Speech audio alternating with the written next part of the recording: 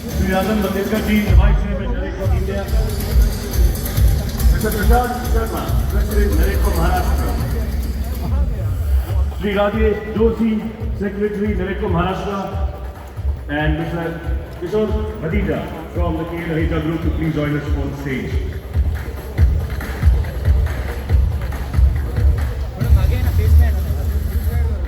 मागे राजू मागे फेस नाही ना फेसच्या समोरच उभे राहा थोडा साईडला सर या साईडला जाऊ आपण कोपऱ्याला जाऊ इकडे येतील ना बरोबर अरे नाही जात ना रे म्हणून तर मगाच So as is customary, we will first ready by rising up for our national anthem followed by the landlighting ceremony. May I request all our dignitaries on the dais and all our wonderful audience to please rise for the national anthem. National anthem हाँ श्याम इस तरफ आ जाओ, Dominic इस तरफ आ जाओ। Dominic उस side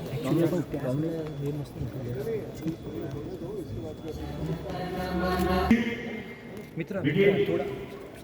The real estate forum, we would request our dignitaries to please light the lamp and invoke the blessings of the Almighty. मागे camera ना मागे तरी आहे ना थोडा थोडा मागे आहे तुला वर्ण में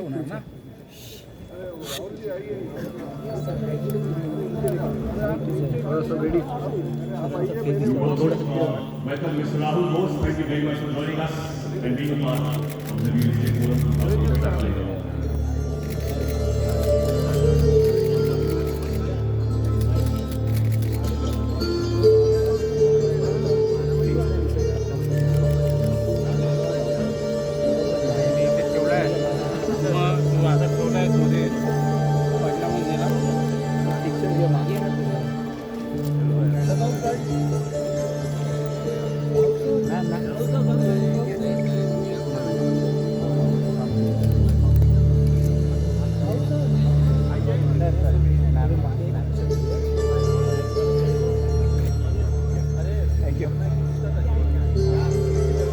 आदरणीय चेयरमैन निरंजन हीरानंदानी जी, वाइस चेयरमैन राजन बांदलकर जी, इस महाराष्ट्र के प्रेसिडेंट प्रशांत शर्मा जी,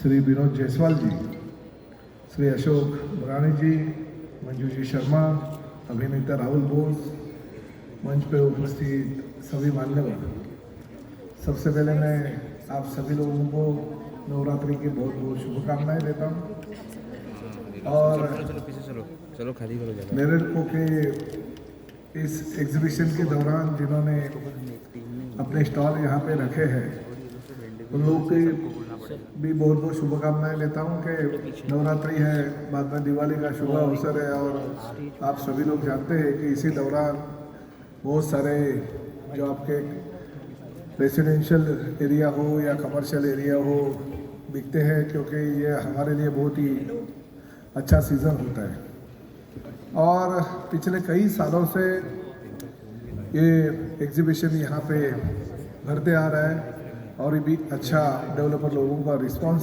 यहाँ पे मिलते जा रहा है। और साथ ही में एक बात की खुशी है कि इस वक्त आपने दुबई के डेवलपर लोगों को भी यहाँ पे अपना स्टॉल दे दिया है। हमारे कोई नासिक से, पूना से, यानी महाराष्ट्र के रूरल एरिया से भी लोग अभी आना चालू हो गया है। पहले तो ऐसा था कि नेरेडको या दूसरी भी जो संस्था है सिर्फ मुंबई के लिए काम करती है या MMR रीजन के लिए काम करती है, ऐसा महसूस होता था। मगर अभी पूरा देश में बहुत ही अच्छी तरह से डेवलपमेंट चल रही है, क्योंकि रूरल एरिया धीरे धीरे कम होते जा रहा है और सिटी एरिया अपने देश में बढ़ते जा रहे हैं। आप सभी लोग जानते हो कि महाराष्ट्र डेवलपमेंट के लिए बहुत ही पूरे देश में परिचित है और ख़ास हमारे मुख्यमंत्री आदरणीय देवेंद्र जी फडणवीस और दोनों उप मुख्यमंत्री श्री एकनाथ जी शिंदे और अजित पवार के नेतृत्व में जितनी भी डेवलपमेंट इस MMR क्षेत्र के लिए और ख़ासकर महाराष्ट्र के लिए करनी है वो हम कर रहे हैं। और जो विज़न जिस नेताओं का होता है उसमें अगर नाम लिया जाएगा तो ये तीनों का नाम आप सभी लोग इनसे परिचित है। इस राज्य का ट्रांसपोर्ट मिनिस्टर और एक डेवलपर के हैसियत से मैं यहाँ पे आमंत्रित मुझे किया गया। मैं एक जानकारी आपको देता हूँ कि बहुत साल पहले, क्योंकि मैं भी रियल एस्टेट में 89 में आया हूँ, अगर हम बहुत बड़े पैमाने पे डेवलपमेंट मुंबई और अलग अलग शहरों पे करने का हम सोचते नहीं है, क्योंकि ठाणा है, मीरा रोड है, इस क्षेत्र में हम बिहान ग्रुप के नाम से अगर अच्छा काम करते तो लोग भी हमारे से घर ले लेते हैं। तो एक बात मैं आपको कहना चाहता हूँ कि जिस वक्त मैं पहली बार ठाणे कॉरपोरेशन का कॉरपोरेटर बना 97 के दौरान, और उसी दौरान हमारे निरंजन भाई ने घोड़बंदर रोड पे हीरानंदानी एस्टेट के नाम से अपना प्रोजेक्ट चालू किया। हम ठाणे के लोग सोचते थे क्या हीरानंदानी इतना बड़ा डेवलपर है और घोड़बंदर पे कहाँ पे उसने इतनी लैंड ले ली, 200-300 एकड़, क्या वहाँ पे लोग घर ले लेंगे। और 95-96 में जब भी उन्होंने रेट वहाँ पे लॉन्च किया तभी 700 रुपये पर स्क्वायर फुट के हिसाब से बिल्टअप उस वक्त का, तो उन्होंने उस वक्त कुछ 18% बिल्टअप पे लोग घर बेचते थे। तो बहुत ही छोटे छोटी बिल्डिंग उन्होंने 7 माले के वहाँ पे चालू कर दिए, फिर धीरे धीरे 12 माले के, फिर धीरे धीरे ऐसे रियल एस्टेट के क्षेत्र में जब भी निरंजन हीरानंदानी घोड़बंदर पे काम कर रहे थे तो घोड़बंदर रोड आगे के 5 साल में कम से कम 200 से 250 डेवलपर निरंजन हीरानंदानी के पीछे पीछे घोड़बंदर पे आना चालू हो गया। और फिर हमने सोचा कि इतनी बड़ी डेवलपमेंट हो रही है तो रोड कम गिरेंगे, ट्रैफिक जाम होगी। उस वक्त हमारे ठाणे कॉरपोरेशन के कमिश्नर थे मिस्टर टी चंद्रशेखर, जो अभी हैदराबाद में डेवलपर भी है। तो उनको जब भी कमिश्नर के तौर पे कुर्सी मिली तो उन्होंने पूरा ठाणा का नक्शा बदल दिया, और उस वक्त अगर किसी डेवलपर ने उनको साथ दी रहेगी तो निरंजन हीरानंदानी दी। तो ऐसा नहीं है कि डेवलपर कभी प्रशासन को साथ नहीं देता, डेवलपर हमेशा डेवलपमेंट के लिए आगे आता है। आज भी हम जब भी वो मानपाड़ा का सर्कल क्रॉस करते हैं तो ब्रिज पे जब भी क्रॉस करते हैं, या जब भी नितिन गडकरी जी राज्य के MSRDC के मंत्री थे, उन्होंने जो 56 ब्रिजेस यहाँ पे बनाए, आज भी उनकी वो देन की वजह से मुंबई में जो ट्रैफिक तो आज भी होता है मगर जितना होना चाहिए उतना नहीं होता है, क्योंकि वो ब्रिजेस की बहुत बड़ी जिम्मेदारी जो है उस वक्त हमारे गडकरी जी ने ली। तो ये डेवलपमेंट करने वाली जो सरकार है वो सरकार को आप सभी लोग समर्थन देते हैं। आज ट्रांसपोर्ट मिनिस्टर के हैसियत से मैं आपको एक बात कहना चाहता हूँ कि ST महामंडल जो है, मेरे पास करीबन 13,000 एकड़ लैंड जो है महाराष्ट्र में, और शहर के ऐसी जगह पे है, मुंबई सेंट्रल हो, विद्या विहार हो, एल्फिस्टन रोड हो, या कुर्ला हो, या बोरीवली हो, बहुत ही अच्छी हमारे जो लोकेशन में लैंड है। मगर सिर्फ ये मुंबई में नहीं बल्कि मुंबई के बाहर नासिक हो, पुणे हो, नागपुर हो, ठाणे हो, अलग अलग शहरों में हमारी जो लैंड है। और आज हमने ये निर्णय ले लिया, मैं खासकर इस डेवलपर जो सभी लोग यहाँ पे आए उनको आभार करता हूँ कि हमने कुछ सालों पहले जो हमारी ST महामंडल की लैंड थी वो 30 ईयर लीज पे हमने कुछ लोगों को दी थी, मगर जैसे चाहिए वैसे डेवलपमेंट वहाँ पे नहीं हो गई। इसका रीज़न ऐसा था कि सिर्फ 30 ईयर की वो लीज थी, उसकी वजह से लोगों को पता था, डेवलपर को पता था 30 साल में क्या होता है, 30 साल में तो कुछ होता नहीं है, और कोई हमारे से घर भी नहीं लेते, कोई कमर्शियल स्पेस भी नहीं लेते। वो लीज अगर 99 ईयर्स या 100 ईयर्स की हो गई तो लोग भी चलते हैं, अरे 100 साल तो कौन जीने वाला है, चलो ले लेते हैं, आगे की सोचते नहीं है कोई कि उसके बाद में लीज का क्या होगा।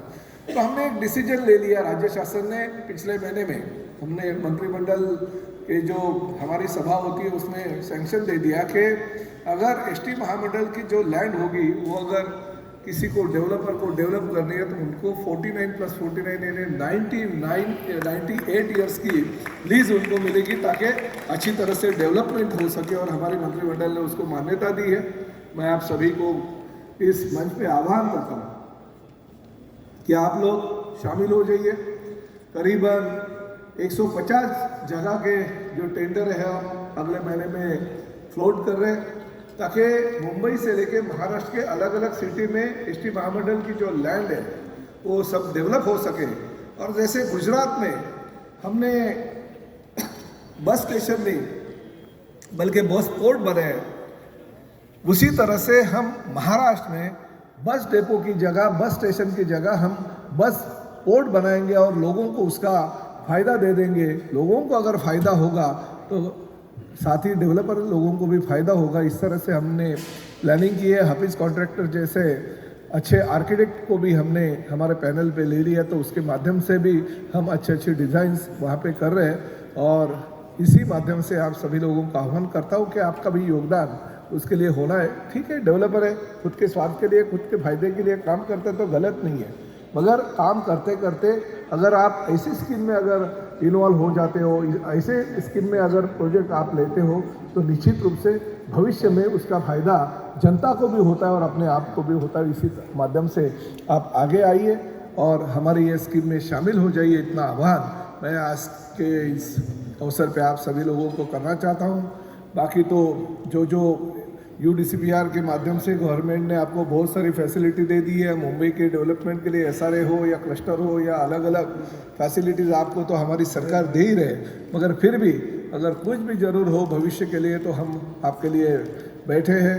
मेट्रो की सुविधा हो या चाहे अभी पॉड टैक्सी का हमने डिसीजन ले लिया कि जहाँ पे मेट्रो नहीं पहुँचती है, जहाँ पे रेलवे नहीं जा सकती है, जहाँ पे छोटे छोटे जो बसेस है वो नहीं जा सकते, वहाँ पे पॉड टैक्सी जाएगी। और हमारे मुख्यमंत्री आदरणीय देवेंद्र जी फडणवीस और एकनाथ शिंदे साहब ने निर्णय लिया कि जहाँ पे ये ट्रांसपोर्ट सिस्टम हम कर सके वहाँ पे ट्रांसपोर्ट सिस्टम की योजना जो है उसका अमल होना चाहिए। इसलिए पॉड टैक्सी की संकल्पना हम कर रहे हैं। BKC में पॉड टैक्सी हम कर रहे हैं, मीरा भाईंदर में हम पॉड टैक्सी कर रहे हैं, ठाणा के घोड़बंदर इलाके में हम पॉड टैक्सी कर रहे हैं। तो इसी तरह से शहर के हर विभाग में जहाँ जहाँ पे भी हो सके वहाँ पे हम पॉड टैक्सी का निर्माण कर रहे हैं। मैं और ज़्यादा वक्त नहीं लेता हूँ क्योंकि आज बहुत सारे प्रोग्राम्स हैं और मुझे आमंत्रित किया। मैं राजन बंदेलकर का और मेरे जो भी सहयोगी है उनका स्वागत करता हूँ, क्योंकि प्रशांत शर्मा जी हो या राजन बंदेलकर हो, पिछले 30 सालों से हम लोग मित्र के रूप में हैं, डेवलपर के रूप में साथ कर रहे हैं। हमारे अनिश भाई भी यहाँ पे, सभी लोग जो है हमारे साथ में कई बहुत सालों से जुड़े हैं। अभी तक प्रताप सरनाइक एक डेवलपर के रूप में हर जगह पे जाता था, आज प्रताप सरनाइक महाराष्ट्र का ट्रांसपोर्ट मिनिस्टर के तौर पे हमेशा कहीं ना कहीं उसको इन्विटेशन दिया जाता है। वो मेरे लिए बहुत बड़ी बात है और भविष्य में हमारे डेवलपर कंपनी के लिए या हमारे ग्रुप के लिए जो भी हो सके उतनी सुविधा देने का प्रयास मैं करूँगा। फिर एक बार आप सभी लोगों को बहुत बहुत शुभकामनाएं। जय हिंद, जय महाराष्ट्र।